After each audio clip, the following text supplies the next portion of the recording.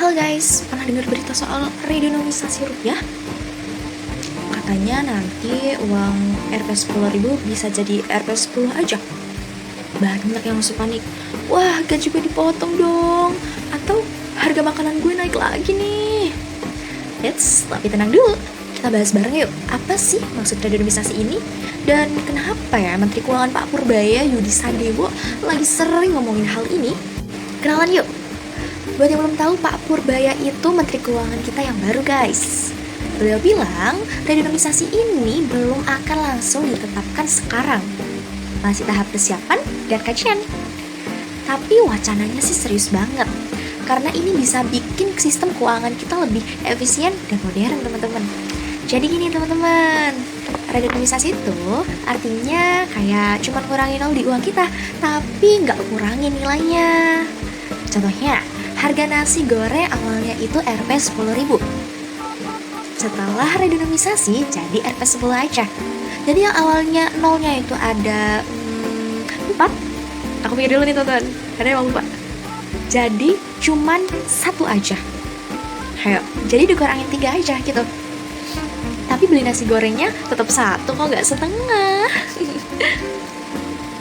Jadi bukan uangnya yang dikurangin, cuman angkanya aja disederhanakan biar gak ribet. Dan ini beda banget sama yang namanya sanering. Nah, apa tuh sanering ya? Lanjut ya. Yang beneran motong nilai uang. Nah, kalau sanering itu beneran motong nilai uang. Tapi kalau misalnya redenomisasi, itu tuh cuman ngurangin nolnya aja, tapi gak ngurangin nilai uangnya. Gitu. Jadi beda guys. Kalau redenomisasi itu aman aja, cuman biar kelihatan simple. Kata Pak Purbaya ada 3 alasan utama kenapa mau redenomisasi, teman-teman. Yang pertama itu biar transaksi lebih gampang. Coba deh lihat surat belanja kalian, angka nolnya kayak ular, banyak banget. Nah, kalau misal terjadi redenomisasi, bikin pencatatannya tuh lebih simpel. Jadi nolnya tuh gak perlu banyak-banyak dan gak bikin bingung kalau dihitung gitu. Dan yang kedua, biar rupiah kelihatan lebih keren di level global. Maksudnya itu level dunia, teman-teman. Sekarang $1 tuh sekitar Rp16.000. Kelihatannya sih gede, padahal ya gitu-gitu aja nilainya. Nah, yang ketiga itu biar sistem digital dan keuangan kita lebih efisien. Di era cashless kayak sekarang, angka panjang tuh nyusahin sistem juga loh. Dalam jangka pendek mungkin agak bakal bingung, karena nanti harga di toko berubah tampilan. Misal, yang tadinya Rp5.000 menjadi Rp5 aja. Tapi tenang, nanti ada masa transisi. Nah, apa tuh masa transisi, Kak? Ada lagi yang namanya masa transisi. Nah, masa transisi itu adalah ketika uang lama dan uang baru dipakai secara bersamaan. Dalam jangka panjang malahan lebih enak loh. Akan lebih pendek, hitung gaji, harga, dan pajak jadi lebih cepet. Sistemnya juga nggak bingung. Yang itu juga nggak bingung dong.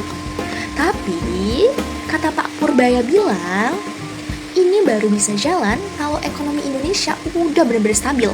Jadi nggak asal langsung diterapin, masih disiapin dulu biar mulus. Jadi kesimpulannya, redenomisasi rupiah bukan bikin uang kita hilang, tapi bikin rupiah tampil lebih simpel dan keren. Nolnya berkurang tapi nilainya tetap sama. Pak Purbaya udah pastiin, ini bukan pemotongan uang, tapi penyederhanaan sistem biar Indonesia makin siap jadi ekonomi digital.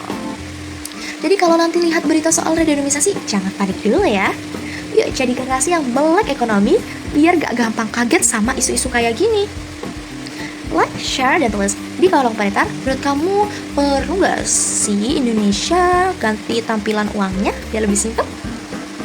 Oke, sekian yang dapat aku sampaikan.